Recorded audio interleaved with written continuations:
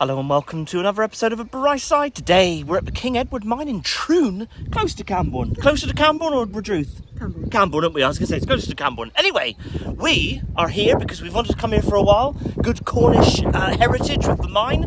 So, very windy. So let's go check it out. You can see it's quite a breezy day here in Troon. The flag is there waving in the wind. So we've been to quite a few heritage places around. Never been to King Edward Mine, so I'm quite looking forward to this. You can see all like the engine houses off in the background there.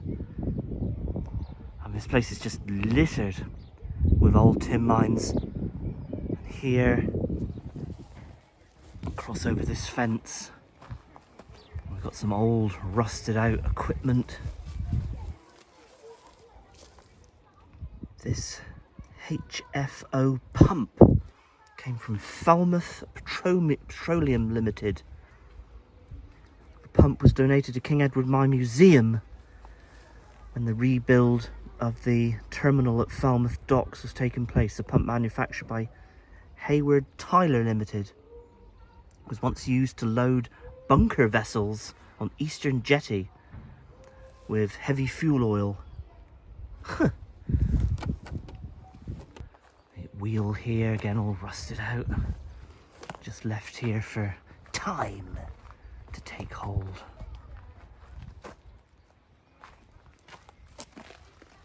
States here a capstan engine from New Cook's Kitchen shaft at South Crofty. It's quite weird when it's quite, not spooky, that's the wrong word, like ghost town-esque. What am I trying to say? You know, when stuff is you don't when stuff is left out just to, you know, for time and the elements to kind of take hold.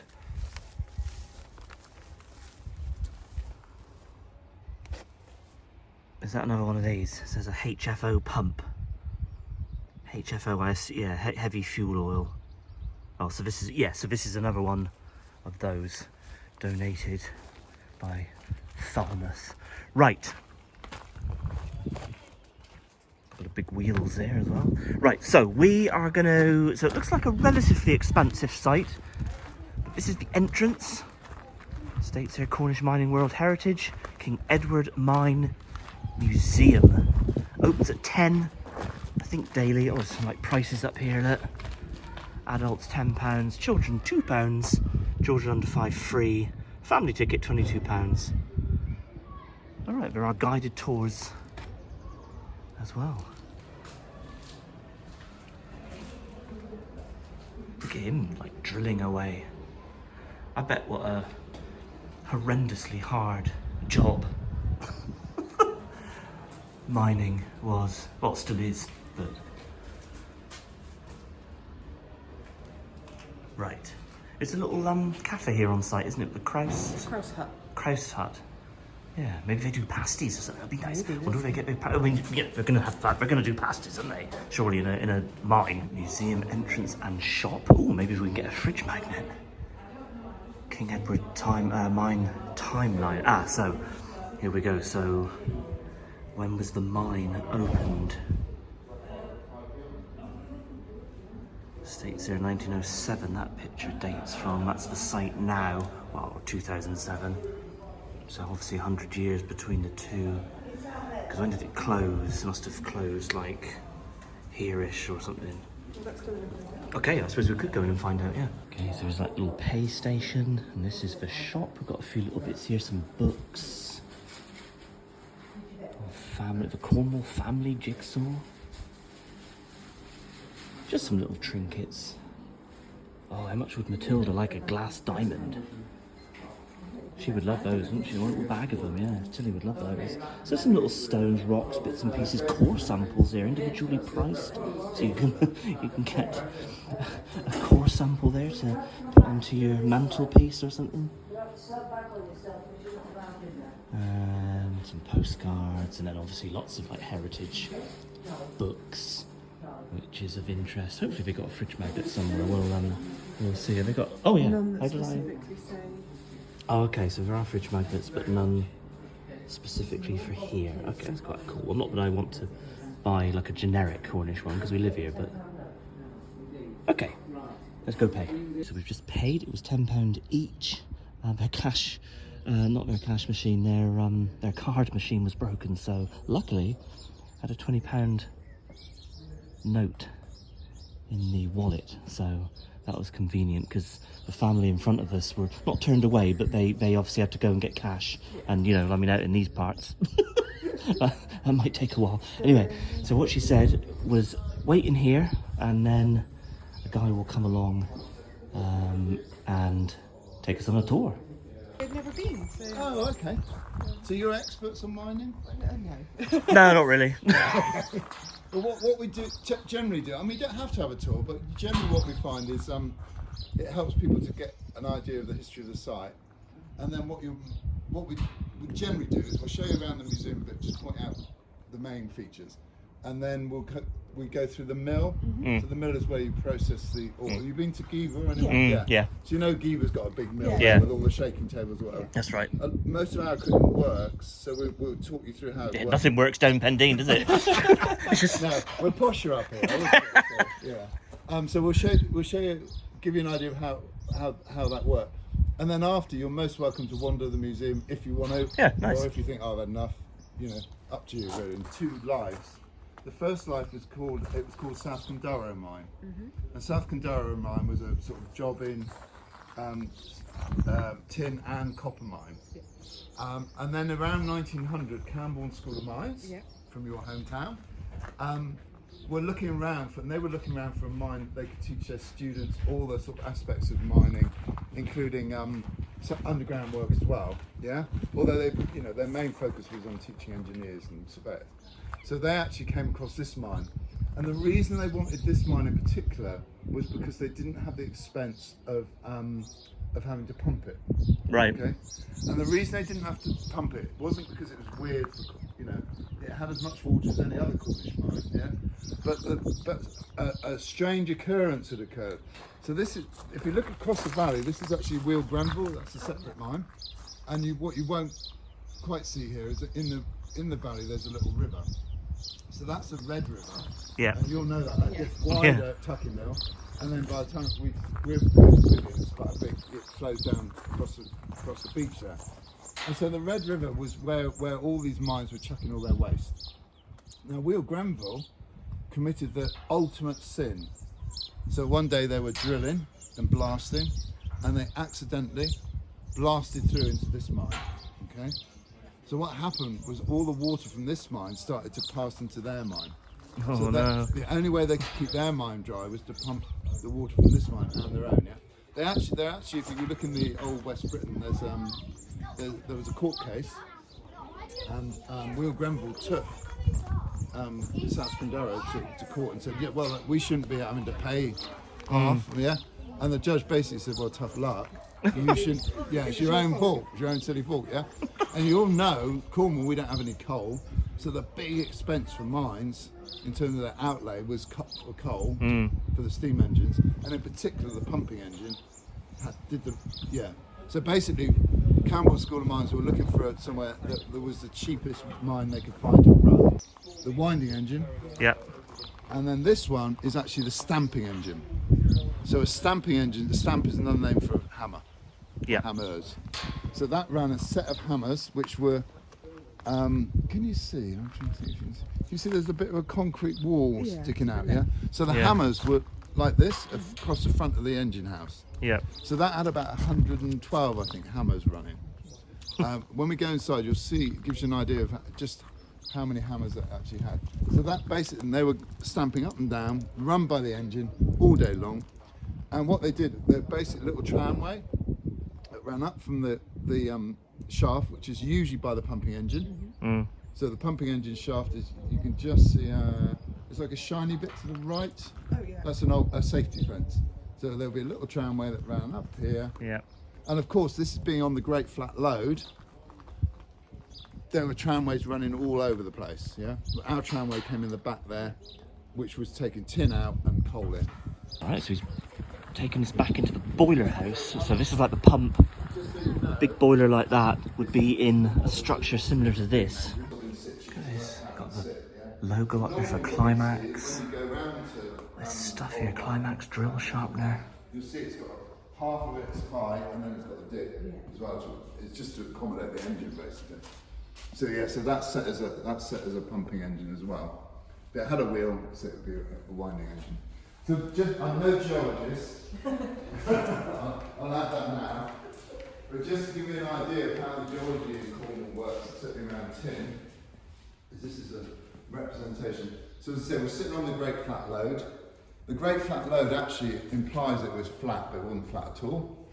Most lodes in Cornwall are vertical. So in this area, it was unusual because it was flatter than most, but that's not as catchy, is it? So they call it the Great Flat Lode, but actually it's the flatter than most lode.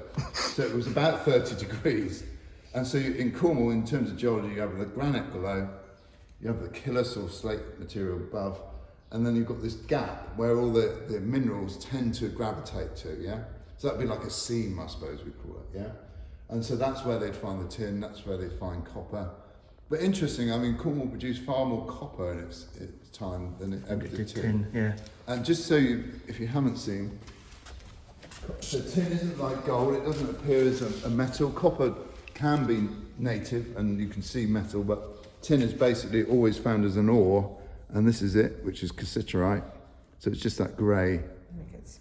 Great, yeah. So that's what they were looking for. It's not very exciting, really. They call that black tin. No. And it, you know, so it wasn't like, you know, gold mining or whatever. So that's what they were looking for. And obviously, what they would need to do, which is the job of the mill, which we'll show you, is get this out, process it, and actually separate it from the waste. And in the good old days, we just send all the waste down the river.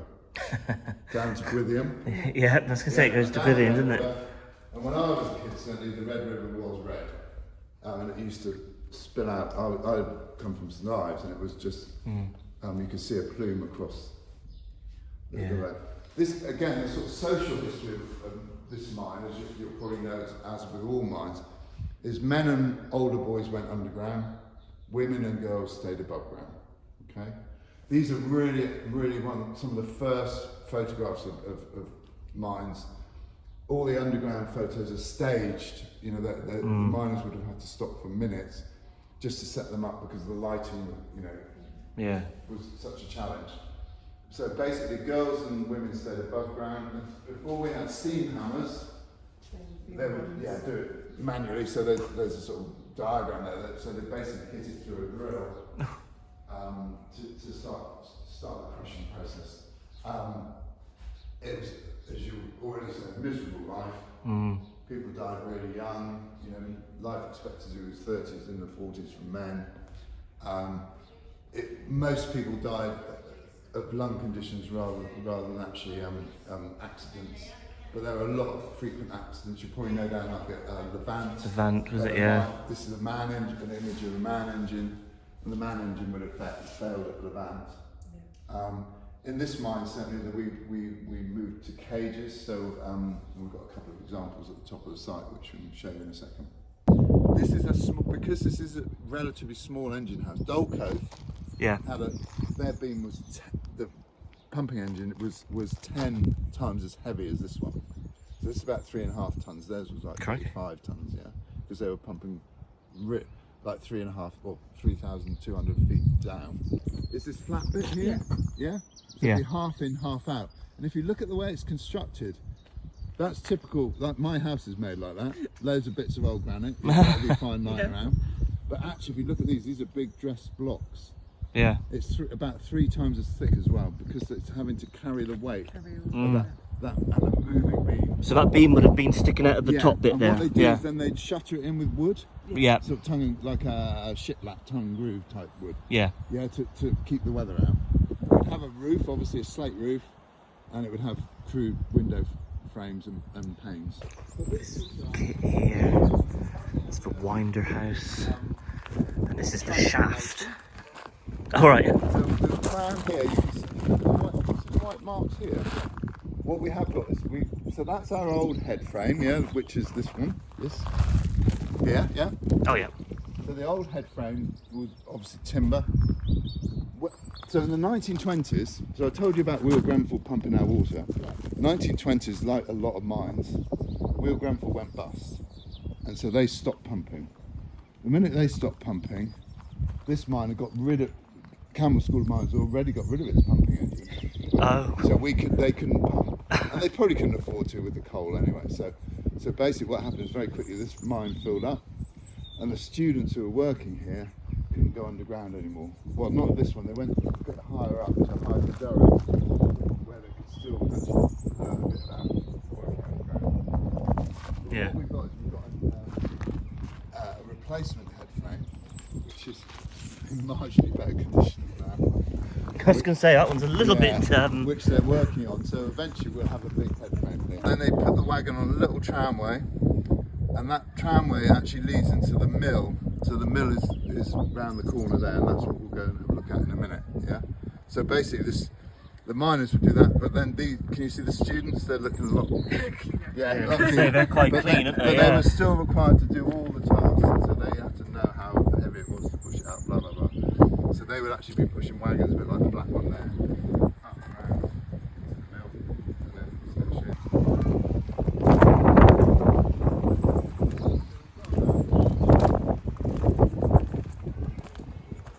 Interesting. I don't think I'd like to be inserted in a mining cage. No, you wouldn't really wouldn't. Have it easier than climbing up and down all the ladders. Yes. Well, yeah, that's fair enough. Yeah.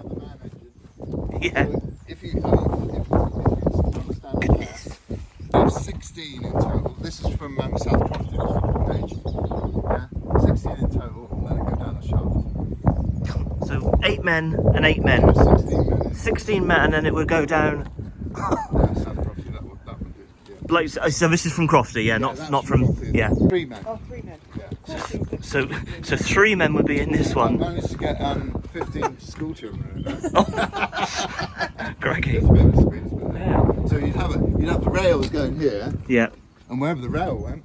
It would go, yeah. So like I say, this one could go round corners, that one couldn't. No, that was a straight one. Yeah.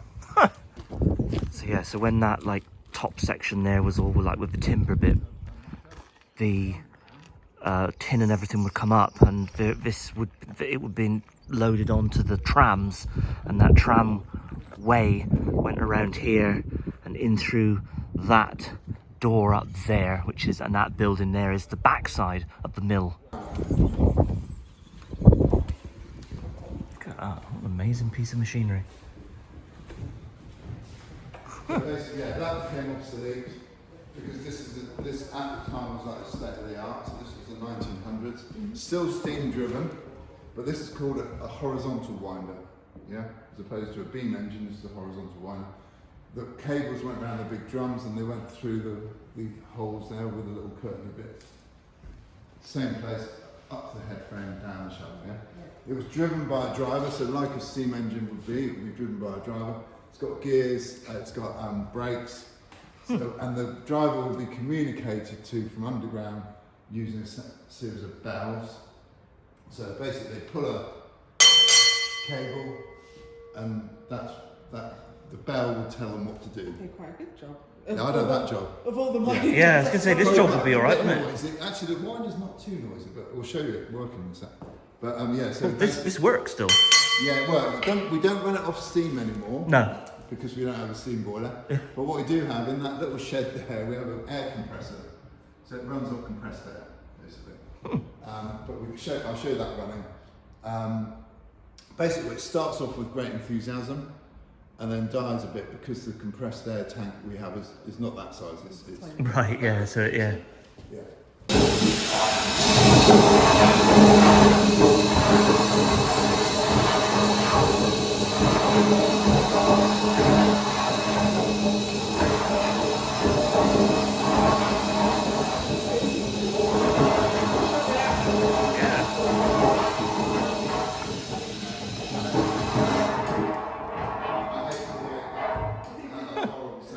Fantastic, but it still works.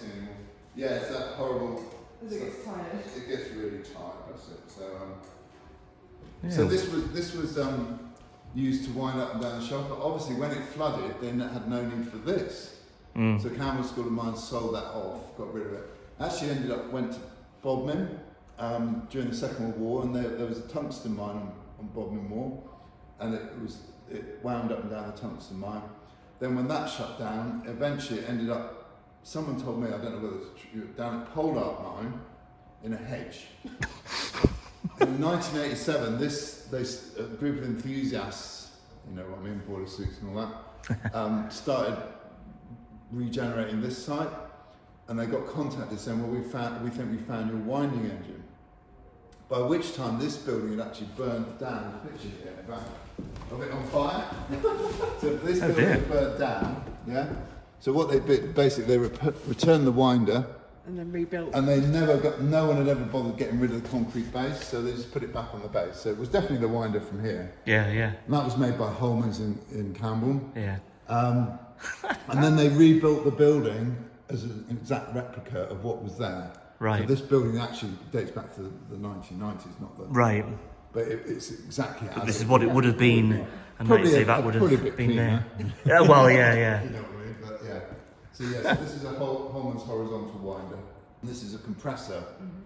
So this is actually a steam compressor, so it uses steam energy to compress air, and then the compressed air would be stored in the tank, and then you'd have hoses off the tank going down underground, and that's where they would be running mainly the Holman's drills. Just an aside, this is just funniness really. This is a Holman's contraption. So this was their contribution to the Second World War. This was, well, amongst other things, but this was their unique projector. So it's basically a weapon. Oh. Yeah. So if you look there, what they used to do, you get a canister. Yeah. You'd put a hand grenade in it. Yeah, you pull the pin, you put the top on, you'd stuff it down the tube, and then they'd introduce compressed air in the bottom. Just lob it across. Apparently it went 600 foot in the air, and it was particularly, they put them on a lot of merchant ships, I think just to make you feel better really. Right. But to their anti-aircraft, but obviously, apparently they did, it does say out there that they did actually take an aircraft or two out, but also I think that one... More through luck than I was judgment. going to say, it looks very cumbersome, doesn't it? I think that one went a bit wrong. That one doesn't... Misfire. Yeah. Yeah, no, you would Heavy? get a workout. So what's this, a in rock then. drill? Yeah, that's a Holman's drill. Oh gosh, yeah, wow. It's a few pounds, isn't it? Yeah, that's Crikey. a little one. And also remember what you do is you put a chisel on it. Yeah. So this is the chisel. So you'd have that on the end of it as well. So it's even heavier. Just to make.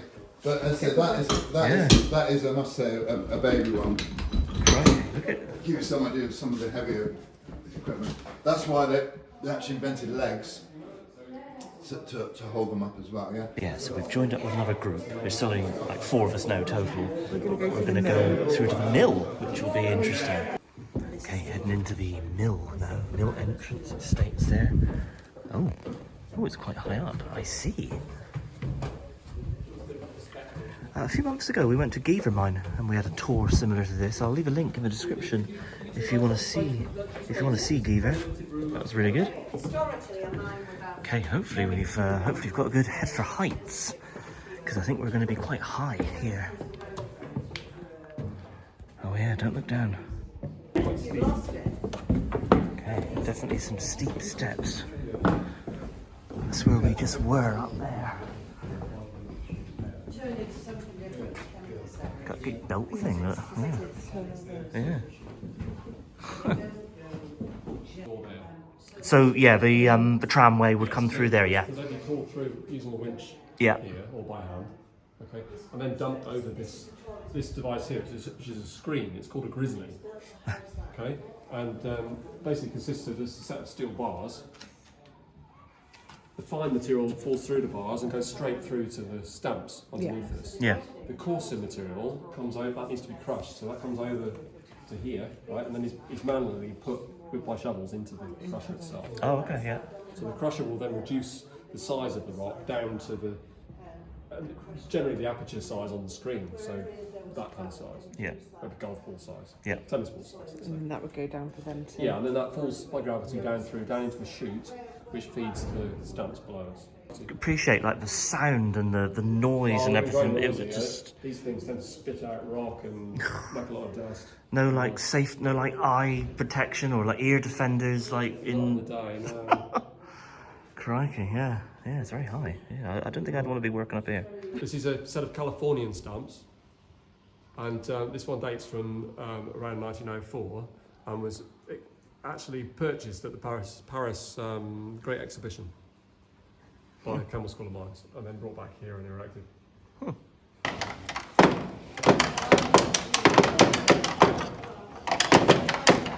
Okay, so the broken rock will come in behind, mix with water, and then gets stamped. All the mineral comes down from here into the shaking tables. Again, we saw something very similar to this, well, exactly the same in Geever. So again, like I said, I'll leave a link to the Geever video. Well, we can hear each other, because there's a little bit of noise. Back in the day, they had no pumps, so all the material transfer was using water wheels. Okay, ladies, just switched it on. Amazing.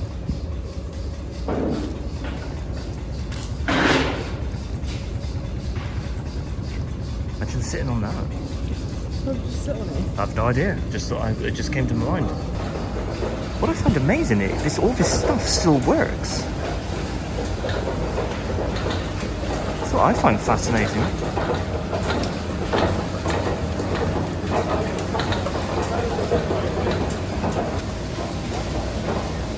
Rides it more and liberates the valuable mineral, which they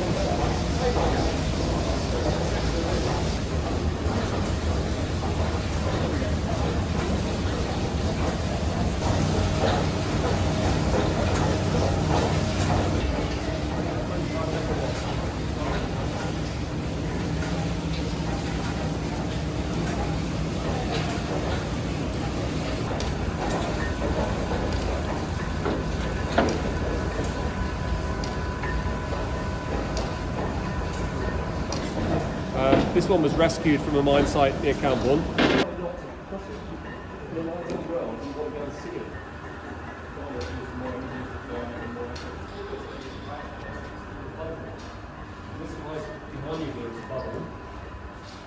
If you're familiar with any of the old Cornish mine sites, anywhere around where you see the buildings, if you hunt around in the undergrowth, you usually find a few of these. Usually made of concrete, left from the minerals later.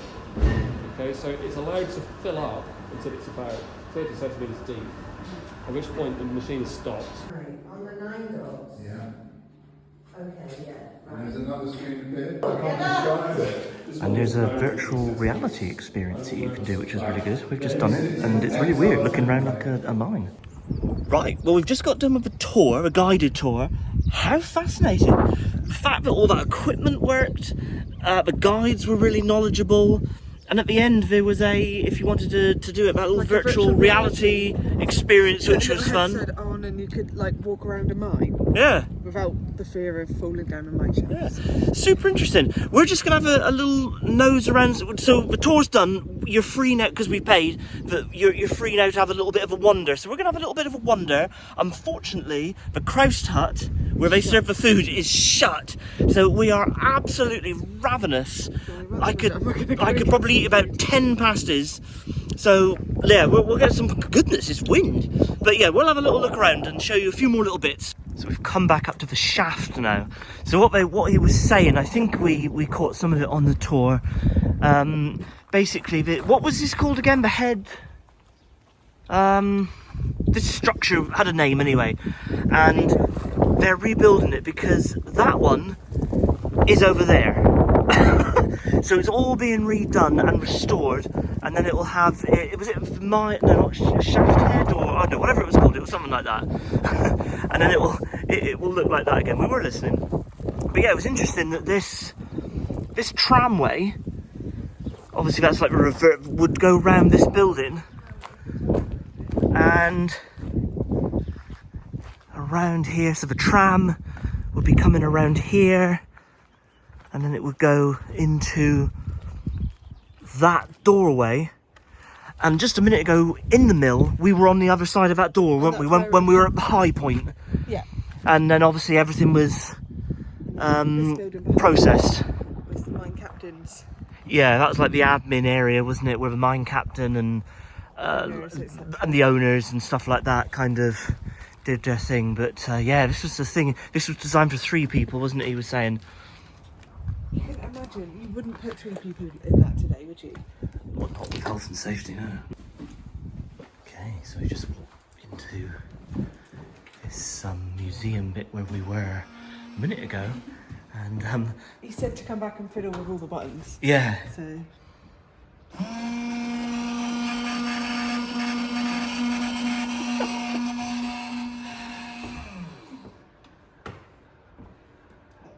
Just some interesting. What else? Just a light, wasn't it? Or oh.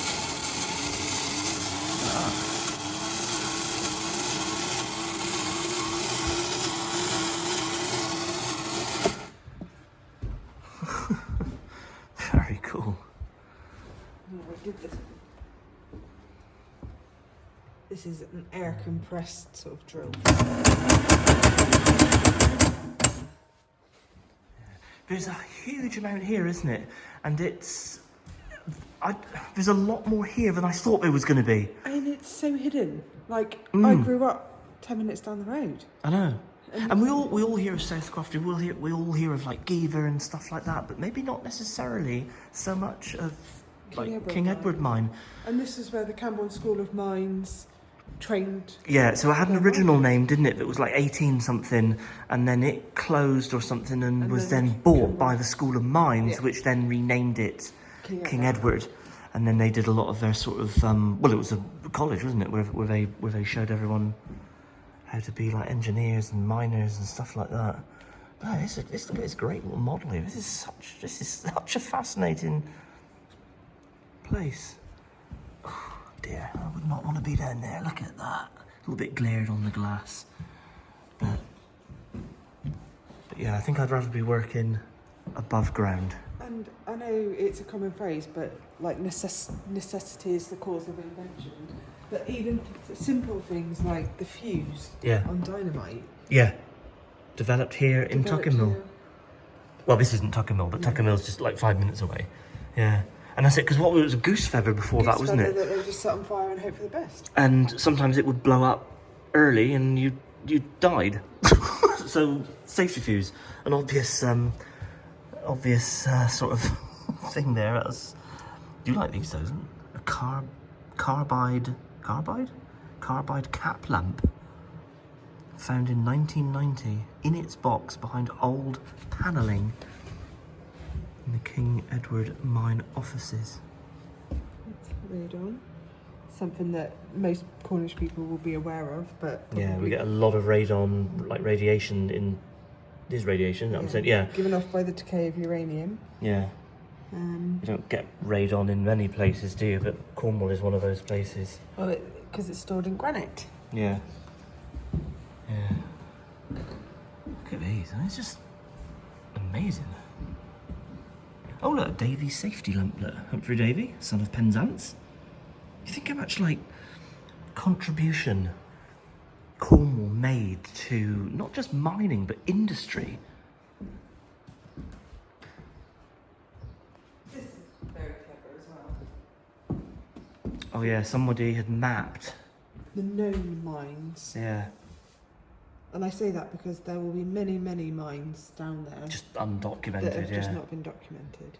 Yeah, look at us, you can see like our reflection. But Oh, here we go, yeah, there's all the mine shafts. And this is just Camborne. here, Camborne Well, or this Drew. is Camborne. Stolcarn. It does go out to other Yeah, areas. so there's Wheel Grenville, so that's the one just over the hill. behind us. Oh, Condoro is where we are. Yeah. That's our mine here. Yeah, Which is now King Edward Mine. it's Dulcoth. Dulcoth. And then you're moving more towards Camborne now. Yeah. Drew thing, see that up there. Yeah, interesting. And then it goes towards Oh, Troon. Buller, there was a Buller Hill we drove up Yeah. a minute ago, wasn't it? So it's all, obviously all... a huge amount of waste in these mines, and for that amount of waste product, you would expect to get that amount of tin It's not a lot. from. So huge amounts of waste, which would then end up in the Red River going down towards Gwithian. But yeah, tin ingot, £28, produced by Cornish Tin Smelting Company about 1930. So that one was from Madrid. Yeah, and the lamb featured a lot in the logos because it was a sign of purity. Yeah. Oh look, a little photo op. I didn't notice that. Look, you look like a, what they call the bow maiden. I don't think I would have been happy there. Yeah, no, probably not. You'd be a bit of a miserable face there, probably. You've got your little Cornish shovel there. That would have been what a bow maiden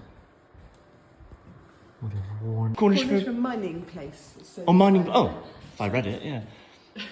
Yeah, there you go. So bow meaning Cornish for mining place. And there they are there. So the women worked above ground. The men generally worked below ground. And these women had to do, before like, all like the hammering of it was all like automated and like steam driven. They did it by hand, didn't they? Yeah.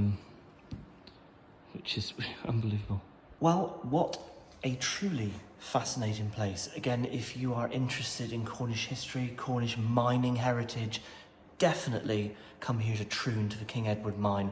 Really fascinating, isn't it? April to October. Yes, it is seasonal. It's a real hidden gem, actually. We were talking to the lady in the entrance, and she was just saying that even people local to here don't know it's here. Yeah, it's not a well-known museum, but it's she was saying. So full of information that is absolutely worth a visit. Definitely, £10 an adult, and we basically got a private guided tour. Yeah, we merged with another tour at the end. At the end, because you probably noticed the man's voice changed. We changed tour guide, didn't we? But even then, it was only 5 of us total, wasn't it? So, but yeah, so pretty much a private tour coming around this place. But yeah, highly recommend. We're going to leave a video there. I do hope you enjoyed it. Thank you for watching. Don't forget to do all the usual YouTube stuff. Like, subscribe, smash the bell. You all know what to do. Wait, there's a bell here that I can smash. Oh yes, you can. You can smash the bell. Check us out on all of our socials at The Bright Side. So from us to you, cheers and gone. Okay, we've got to get out because we are absolutely ravenous. So I think we're gonna just get like a Well, now we've been down a mine, we feel like we need to eat a pasty. Yeah. So let's go and like get a filch or something like that. Oh no, pasty disaster! Hot pasty gone into a bag. Oh, what the heck?